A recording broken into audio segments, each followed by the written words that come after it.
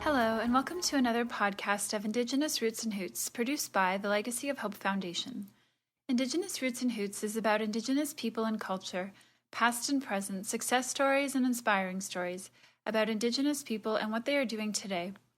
Whether it's arts, music, sports, business, education, and so on, Indigenous people are affecting positive change in their communities.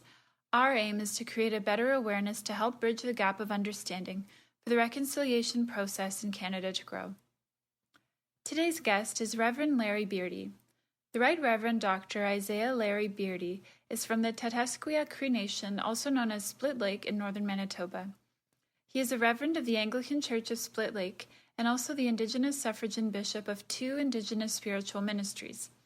Reverend Beardy is a survivor of the Indian residential school system, which he attended from the age of 8 until 16.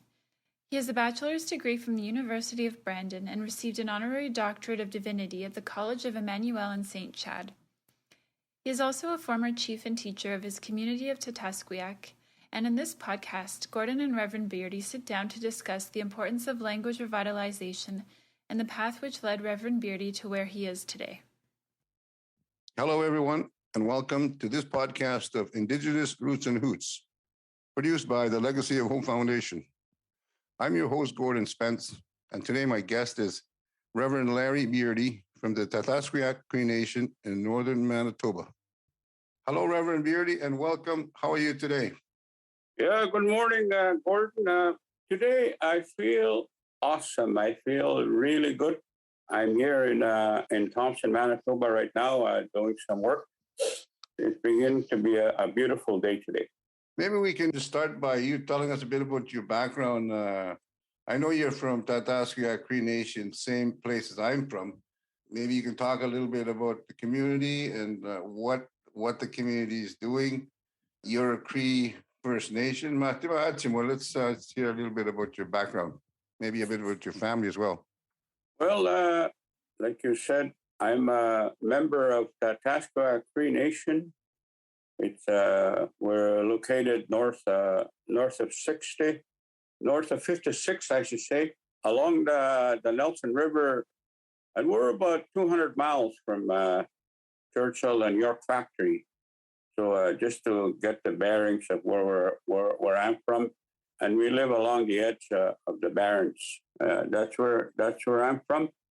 As a child, I grew up with my parents. My parents are from Tataskweyak.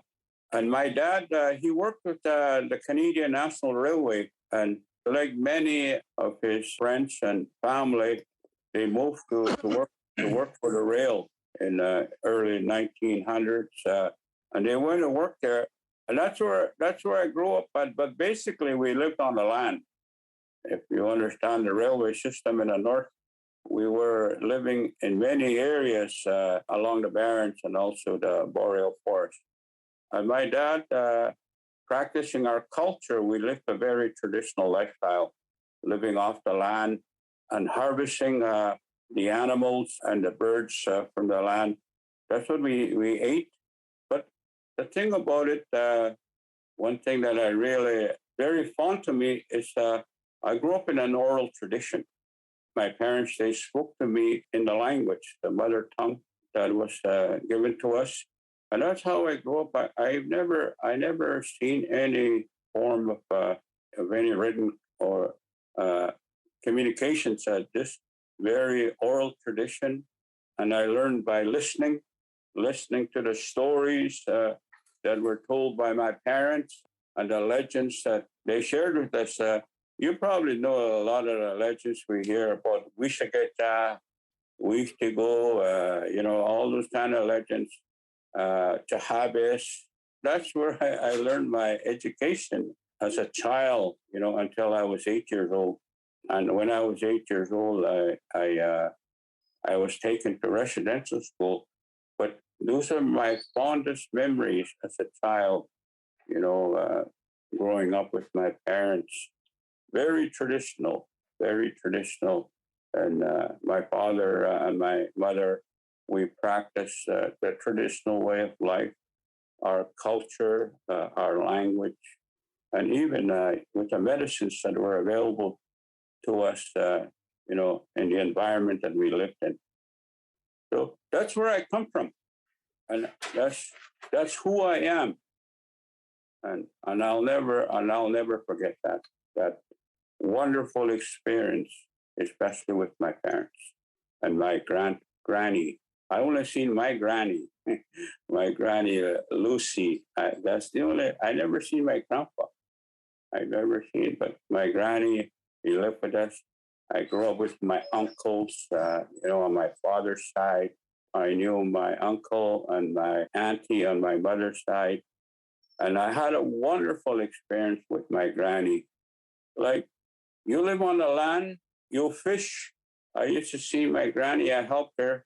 We used to drag murray from the ice over the snow. And I would see her skin the murray, and we would, that murray is so, another name, I guess, is burbot, eh? And we would love eating it. Oh, I love the taste of murray and sturgeon and caribou, moose meat, and all kinds of waterfowl we ate. And I used to wear rabbit skin, on my feet. I remember my mother, she would skin the rabbit and dry the rabbit fur, and she would wrap the rabbit fur around my feet and put on my moccasins, my mucklucks, whatever. And she would throw me outside, minus 30, minus 40, and we would play outside. All day we would play outside. Right. And I don't remember watching a TV or anything like that when I was growing up. I learned everything. What my parents taught me, what my brothers taught me. In my family, there's 10 of us. We have 4 women and 6 men. Eh? Oh. We all went to residential school. That's who I grew up with, and that's where I come from, Gordon. Yeah. You're a survivor of the residential school system. Can you tell us a bit about your experiences at the Mackay Indian Residential School in Dauphin, Manitoba? Yeah, I went to the same school you went to school with, Gordon. I think I remember you. I think you're a little younger than I am. I'm 6 to 7 years old. And 2021, I'll be turning 68. Let's just say I'm younger. Yeah, you're younger, and you're probably smarter than I am. I don't know about that. I remember going to residential school. Well, we left, like I said, my father worked for the railroad. I left on a train in Churchill, Manitoba. That's where the polar bears are, That's where I was boarded on a train from Churchill when I was 8 years old. I thought I was going for a holiday. I thought I was going for a ride. And there was other children there. And then every stop along the rail, the life on a railroad, like there's stops every 20 miles if you work in a English measurement system. Every 20 miles, there's about 4 or 5 families. And every stop, there was other children getting on the train. And every time these children got on the train, all of a sudden I heard crying and all that. And that was a horrible experience for me. Yeah. I was an 8-year-old, 8-year-old. I just seen my mom disappear in the distance when I was riding on a train. And that was an experience, a ride on a train. You would go one whole night and then all day. And then the next day we arrived in total darkness into I didn't know where I was, but later it was Dauphin. Dauphin, I knew it was Dauphin, Manitoba. I think we arrived there midnight. I think we arrived there. We were like cattle. We were separated. I didn't see my siblings. I just seen people that were same size, same age group. But I knew some family members from different families, you know, at that time. And we were marched like cattle into our own areas, our dormitory. But one of the things I want to share, and we see it today, and this is the story I shared, okay? I don't know if you were there, Gordon. I'm not too sure if you were there, but this is an incident that happened while I was in Dauphin. And this is what's happening today. And it is a story about statues, okay? And authority. I don't know if you heard about this, what happened in Manitoba, at the Manitoba legislative grounds, when the statue of Queen Victoria was toppled. Once. Yeah, a lot of people are very upset about that. And even our own people had mixed emotions. Why do you topple a statue? Why? You know, especially the Queen, of the Commonwealth. Why? Why do you topple that? And a lot of people made some comments and an analysis of what was going on. But this is a story that I share, and I hope it helps. When we were living, I think in Mackay, in the residential school, you have dorms with boys and the girls were separated. We lived in different places in the residential school. And there are 3 dorms that I lived in. One is the junior dorm, and then the intermediate dorm, and then the senior dorm. And then the high school dorm had their own place. But me, I never reached high school. They kicked me out when I was 16 years old, according to the Indian Act.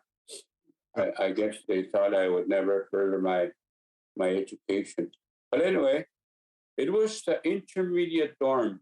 This experience that I want to share, very personal. I remember our supervisor of the day, I don't know if he meant well or he wanted to, just to give us something to do. But the supervisor that they brought these boxes of model Air Force fighter planes. They're model planes, warplanes. And they gave us, he bought a bunch, so we paired off, and I think some did on their own. And we had to put them together, these model planes. We glued them, and they become model planes. They were toys for us.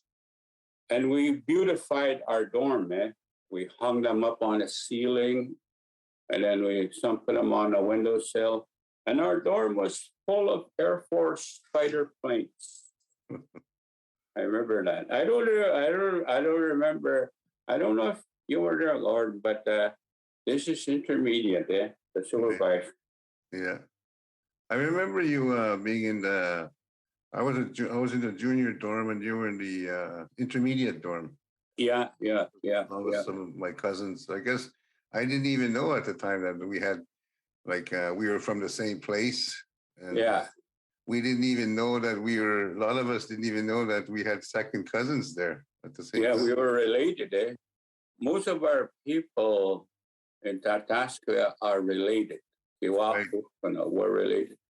But anyway, this incident of model planes, fighter planes like that, they represent authority. We know that, They represent power.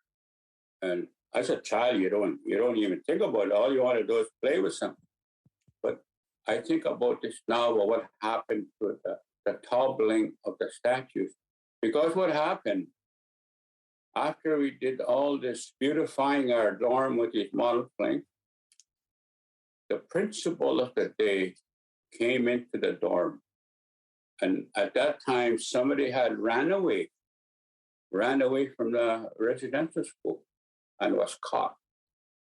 So the principal, they brought this colleague of mine, a friend, a relative of mine, in front of us, about 30 children.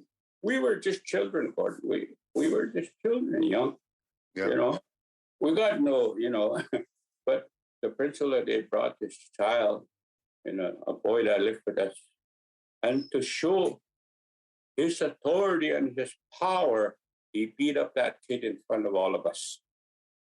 God. Strap. And the young, the child like this pride. And to enforce the power of this supervisor, this principal, he told us, I want everybody to go to your own beds. I want everybody to lean down, kneel on your bed, to kneel there. And I want everybody to pull your pants down. And the principal went around the dorm and he beat all us. All of us were beat with a strap on our butts. Oh, there was a lot of crying. I think people just crying and in pain. This is an incident that happened I will never forget. And today, I see that when I hear about statues being toppled over. When you push people to the edge, there's natural instinct. When that was done and everybody was suffering and in pain, we just exploded in that dorm. We were just children. We exploded. We demolished that whole dorm. All the planes that we put together, we just knocked everything down and we just broke them. That's what happened. And this is a story I share, not only to this audience, but I shared it with bishops around the world. Yeah. And this is what they want. They want the world. I even shared it with the New York Times. Yeah. But I haven't seen the story yet from the New York Times. It's one of many stories like that happened across this country in residential schools. Yeah. One of many, I had a similar incident, but yeah, I won't get into that right now. Yeah. But anyway, I thought you want me to share about my residential school, but this is what happened to me, personally. Yeah. Yeah, and it's there are other stories that resilient stories. I won't be here if we weren't resilient, or you won't be there. Yeah. But we had good laughs too. Sure. To help us get by, Yeah. That's what makes us survive. Yeah. Our humor. Yeah. I mean, we could talk all day long about residential schools and the impacts they've had and the children that have died in many of these schools and the uncovering of burial sites across our country today. And but I wanted to touch on more stuff about you and the work that you're doing. And I wanted to ask you about you're an Anglican minister. Tell us a little bit about how you got into the ministry and what kind of work are you doing right now? Well, my parents, like I said, they were very traditional people, but they also, practice going to church. Like our community has a strong faith in the Anglican Church, and that's what our community is. We have an Anglican Church in our community, and very strong in the faith. Not only as a Christian, but also traditional spirituality. Very strong. Yeah. But anyway, that's where I come from. My parents, my community, and it's the only denomination in our community. In my community, that's where I come from. I want to share with you a story of how I began my ministry. Like many young families, I'm just minding my own business. I'm sitting at home. I'm trying to raise a family. Elizabeth and I, we just got married in 1974. I've been married now 47 years with my wife Elizabeth, who also is from Tataskweyak and also went to residential school. Same school we went, and she's also a day school survivor, right? Yeah. So that's a lot of sound. That's my granddaughter trying to feed her dog. So okay. So that's okay. Just keep going. Yeah. But anyway, how you got into the ministry? Yeah, I was watching a hockey game. Elizabeth and I, 1974, we got married. It must have been 1975. We had our first child, and I'm just watching hockey on a Saturday evening. There was a knock on my door. I got up, I went to the door, I checked it, and there was the minister standing there, and he had a frozen chicken. And he said, "Here, I want to give this to you and Elizabeth. Have it, once it's thawed out, have it." But also he had a piece of paper, and he says, "Here's a piece of paper," and I looked at it. It's got a scripture reading from the Bible, eh? We said, "I would like you to see if you could read this in a church, this Sunday." And I said, "Okay." So, and if you want to practice, go to our church. It's open. It's not locked. Go to the church and practice reading. Just pretend there's people in the church there and read it. Read it. I said, "Okay." And the minister left. I told this, I got to read this. I'm thinking about this, and sure enough, I go to the church, on the advice of the priest. And I went to the church, and I went to the front where they read. So I was reading it. All of a sudden, I was reading. As I was reading this out loud, like I said, there are people there. All of a sudden, on my left side, you've seen our church, Gordon. There was stained glass windows there. Yeah. There were a whole line of them. They started shaking. One side of the church, it started shaking. And behind me, the church started shaking. And on the right side, it started shaking. And here I'm just shaking, trembling. I thought I was having a revelation. God is revealing. And I'm just all scared. So I read and I'm not stopping. I'm reading this thing. So I finished. I walked to the back of the church. I'll say this in Cree because it sounds funnier. At Timpanida Mahibom. You remember that? Those three-wheelers, those ATV bikes. Somebody was driving away from the church, and I was the person that came around the church and shook all the windows. So anyway, this is a story I share of how I became a lay reader. I was reading, and the priest, brand new to a community, wanted to attract young people. And there was others that he did the same thing. And that's how I began. I started reading, a lay reader, and I was a lay reader off and on. We struggled, residential school, and we even struggled with a local clergy that the diocese of Keewatin had, they sent clergy, and we had even a cleric in our diocese that abused a lot of boys. So we struggled with that. So I didn't know if I wanted to continue working in a church. So those kind of things, residential school, abuse, physical, sexual, whatever abuse, we headed head on. And it was a conflict. And people like me, why am I working in a church like that abuse people? Even the discovery of infants now, a lot of people ask me that. Why are you still in a church? Why are you believing this, And I just tell them I was brought up with that. That's how I was brought up. And my own people never abused me. It's usually people from the outside.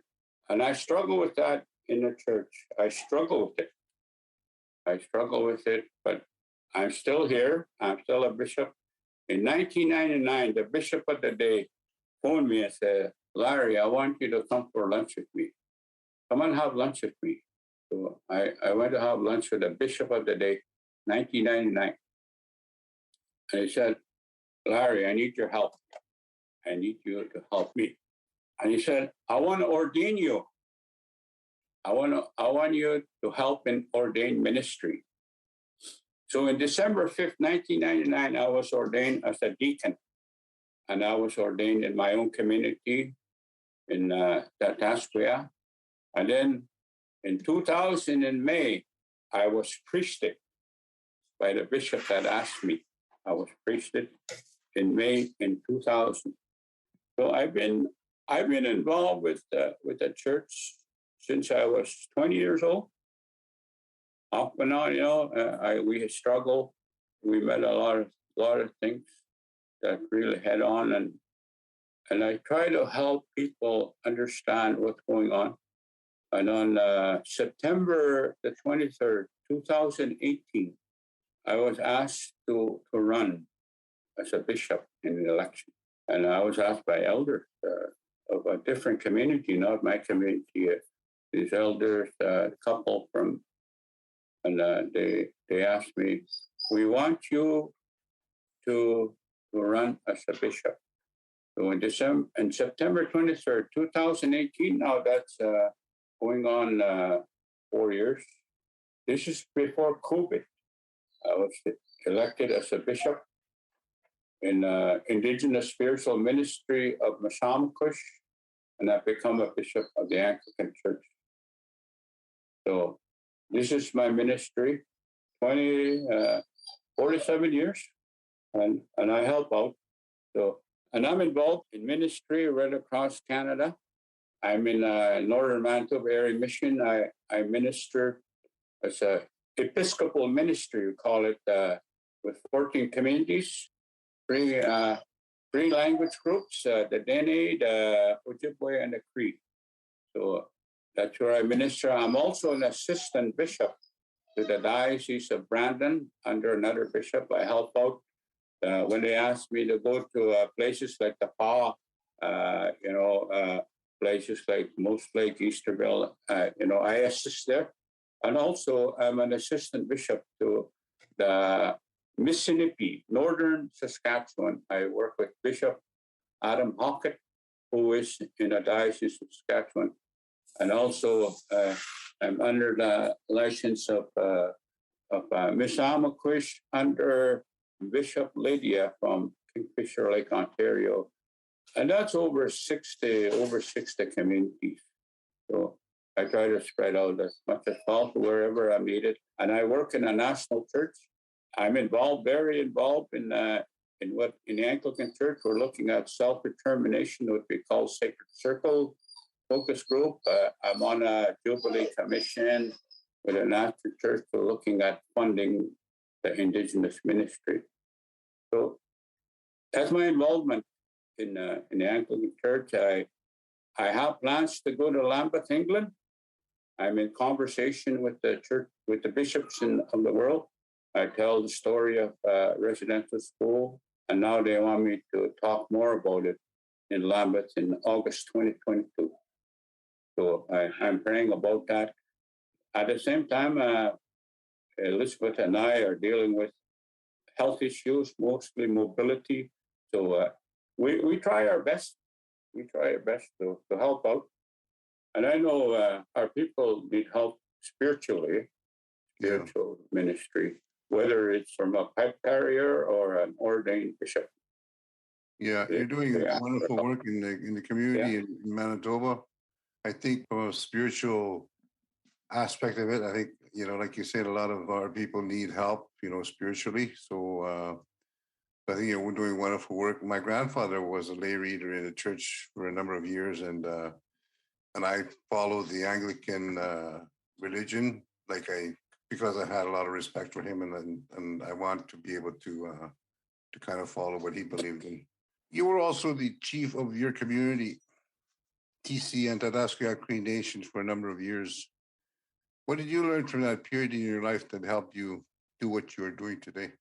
Yeah, when I look at community leadership, I always think about our ancestors. Our elders have told us a story of where we come from, And that's what I try to share. So, our people know, and also especially our youth know where they come from.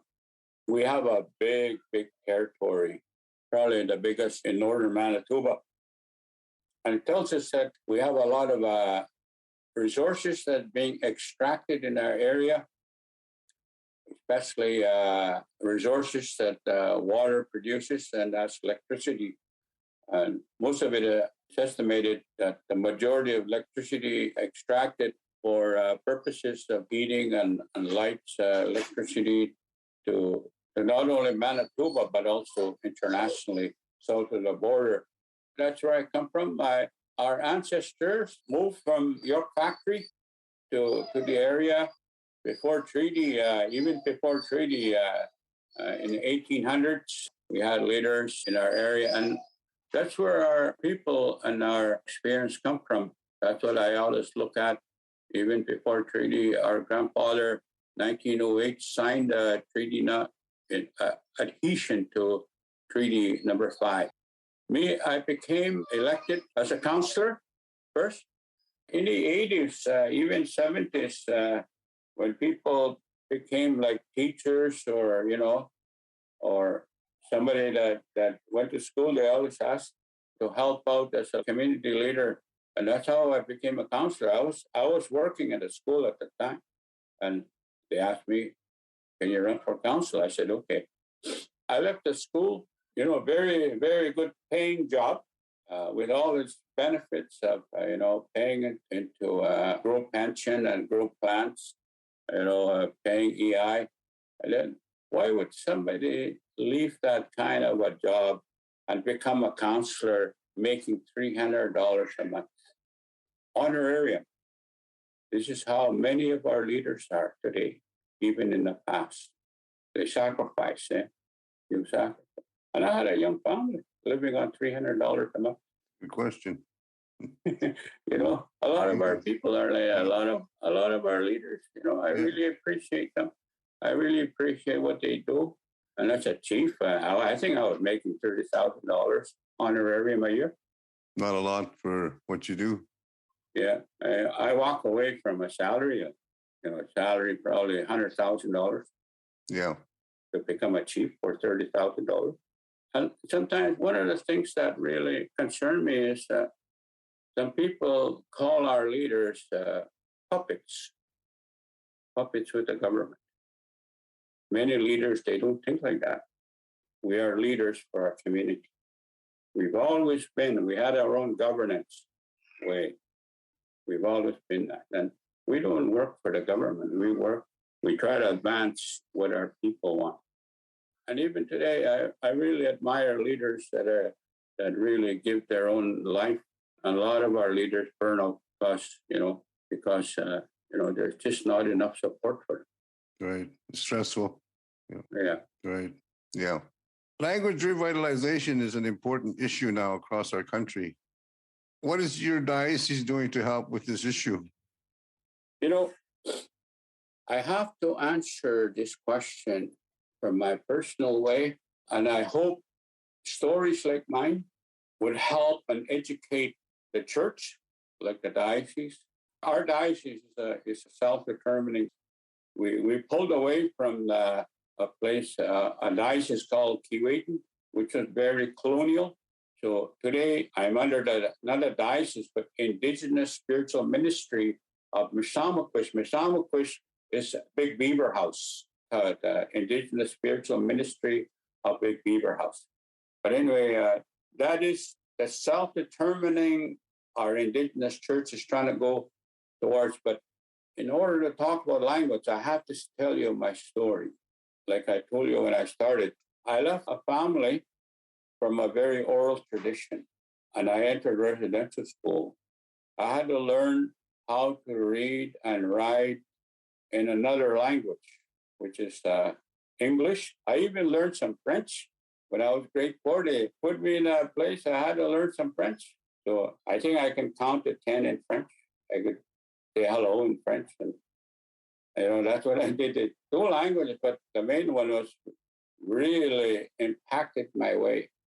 And I was from residential school. When I walked out of there, 16 years old, I could not speak my language. Where did you go when you went home from there? I went home, but then I went to Tataskweyak. I could not speak my language. at home with my brothers, and we would sit around, listen to elders, and then we started talking, and we talk in English. And the elders would say, "What is this strange language I'm hearing, And they say, "Who are these people that are talking this language?" And they were listening to us in English, And, well, they made some comments, but I don't want. Yeah. But anyway, they started hearing us speaking a different language, and they, I don't know if they understood us, but that's how it was at home. Yeah. Coming out of residential school, You must have understood Cree, though, still, when you were, you couldn't speak it, but did you understand it? Well, you could hear, you could understand words here and there, like "Coffee, Yeah. go get water." Yeah, you're going to understand it, but to understand elders speaking, you have to really listen what they're talking about. Right. And sometimes you don't understand what they're saying. So there was, that our language of that because of residential school. Right. And it was the time, especially when I got married and I started becoming, working, raising a family. I became a chief when I was about 30 years old or something, very young. But even before that, going to band meetings, try to communicate and understand what's going on and try to explain, in our broken Cree, sometimes it was a very difficult time. Very difficult, especially if you can't read or you can't speak your language. So then I really got serious about it. In order for me to survive in what I'm doing, what I want to do, whether it's a counselor or a chief, I really had to learn my language. And that's one of the biggest stumbling blocks is motivation. You have to be motivated to learn your language. Our language it's in here. Neo, Odaste. It's in here. Within you. And in oral tradition, you speak your creator from here. And that's Esikiswayan, Esikiswayan. It's got to come out. Esipikiswayan. It's the speech, the language, the speech. It comes from here. Because it's the gift. It's there. You'll never lose it. It's there. But you have to bring it out. Takiswayan. You have to bring it out. But you have to be motivated to do that. So what I did was I started hanging around the elders.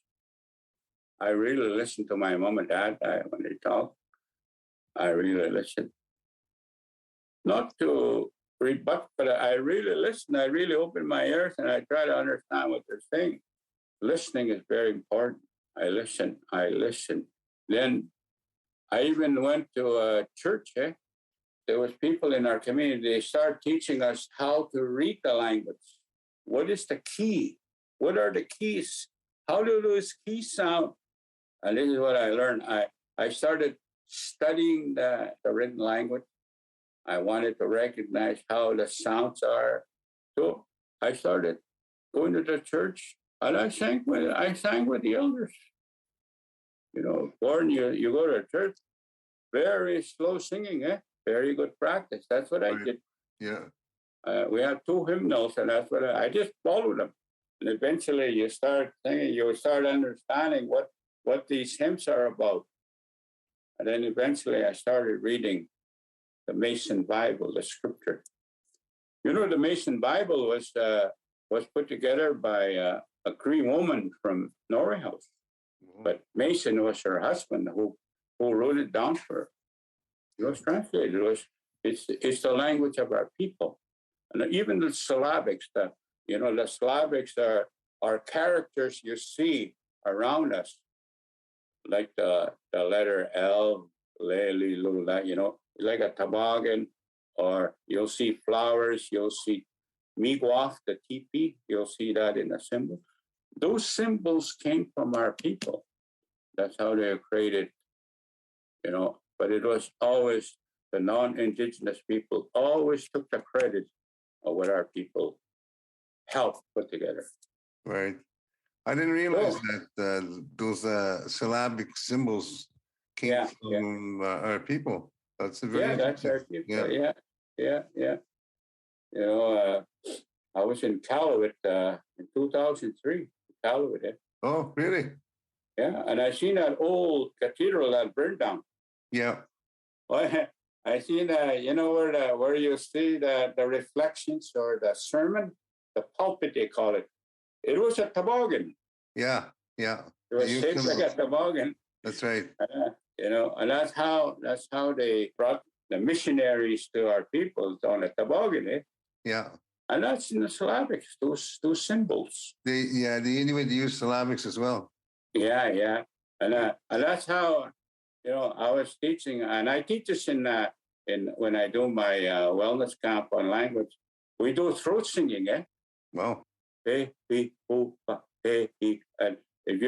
do that, you know that you're starting to throat sing those sounds. Yeah.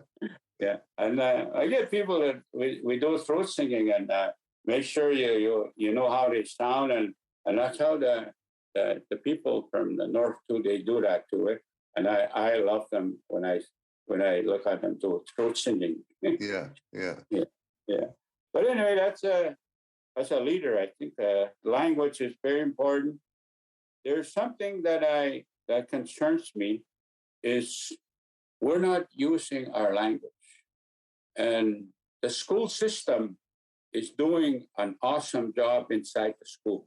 It's a big program in the school.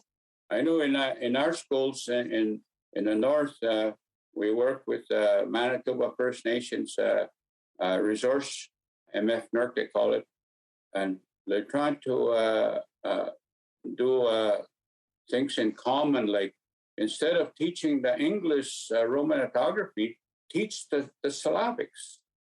So children, they recognize it. But then what's happening is that's where it stops. It's not carried forward into the home. Right. Once the children get in the home, then they start playing their games. Everything's in English or a different language. TV, everything is in the English language. So when they come out of the school, when they get into the home, it's forgotten. And that's what I want to stress, that we have to work with caregivers, like parents, guardians. We have to work with leadership. Make sure if you have a community meeting, if it's only in English, community meeting, make sure you translate so people hear the language. A lot of our elders are gone. Gordon, you know, the TRC, I went there, and they said, by 2050, you and I are going on our spiritual, you know, we're leaving Mother Earth, we're continuing or someplace else. If you know the language, if I know the language, that elders today, their stories are gone if they're not preserved. Right. Yeah. We're on the verge of extinction if we don't do anything with our languages. Yeah. We need to do something. And one of the biggest is motivation. How do we mobilize our people? That's where we need to motivate us. And also the other thing, our languages, the majority of the words or whatever you want to call them, these things that come out of our body, the majority is from the land.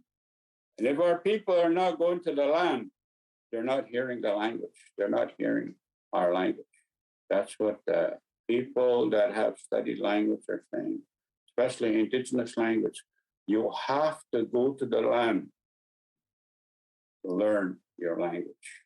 So it has to be an extension of the classroom in some way. It has to be either spoken more at home as a continuation of the classroom, or some other vehicle, like maybe culture camps and like what you're doing right now. So it's really it's a big challenge for Indigenous people across Canada. I think it's becoming an awakening call for a lot of us to work on revitalizing our languages. So It's good to hear about people like yourself working on these projects, working on revitalizing our languages, our Indigenous languages.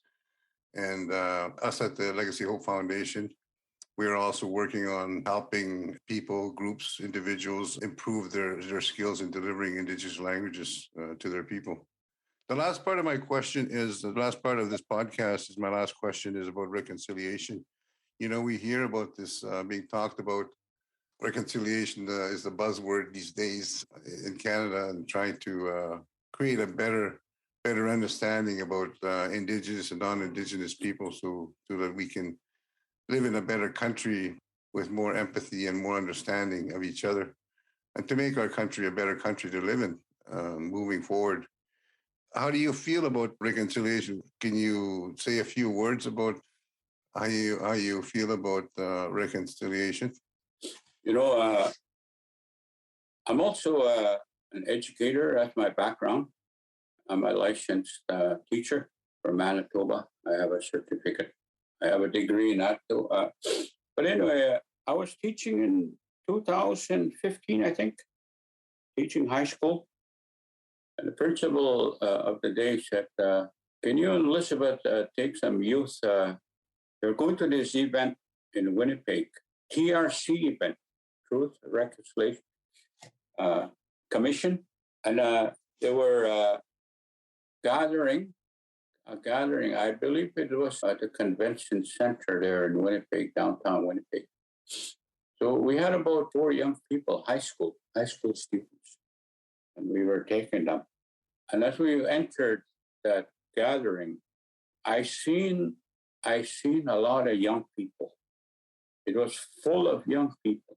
And it was my understanding it was young people from different schools, not only Indigenous people, but also non-Indigenous people. And they were students from across Manitoba. And what the event was, they had presentations from Olympic athletes. They had presentations, even the vice regional chair from Facebook, you know, and they were telling the young people, you know, they had these stories they were handing out to the University of Manitoba, stories of residential school survivors. And UFM is the keeper. They were the keeper of these stories. And I went to their offices, the TRC. I went to that office at UFM. But anyway, at this gathering, like I told you, by 2050, that's only like less than 30 years from now, eh? Myself, if I'm still alive, I'll be 97 years old. But they said most of us are going to be gone. Right. But they expressed to the young people, you have to keep these stories alive. And you're the ones that are responsible to talk about reconciliation.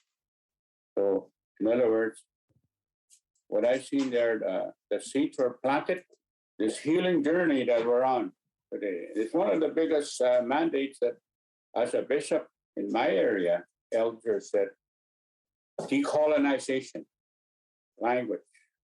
You have to keep working on this as a leader.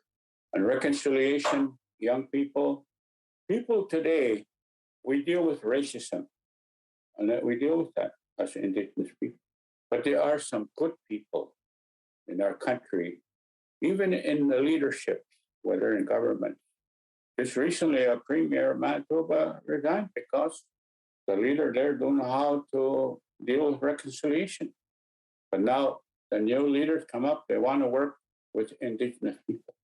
And God has taught us, and it's in Scripture, it's in the good news, reconciliation, of how God wants to bring himself and its people together, to work together. And it's like that with people. We have to come together, work together for reconciliation to happen. Very well said. It's a big project for young people today. Yeah. So young people, if you know a survivor in the area, you'll talk to that survivor. Residential school. Business, organization, churches, governments, If you know a survivor today, whether it's residential school, day school, missing women, 60 school, you talk to them, because what they share, it comes from the heart, and it comes from true experience, and it's a reconciliation. That's how it's going to happen. So that's my thoughts on it, Gordon. Reconciliation. Okay, thank you very much. We've been talking to Reverend Larry Isaiah Beardy from the Tataskweyak Cree Nation on behalf of the Legacy Hope Foundation. I want to thank you very much for taking the time to do this with us today, Reverend. Thank you very much. Gordon. Thank you. Thank you.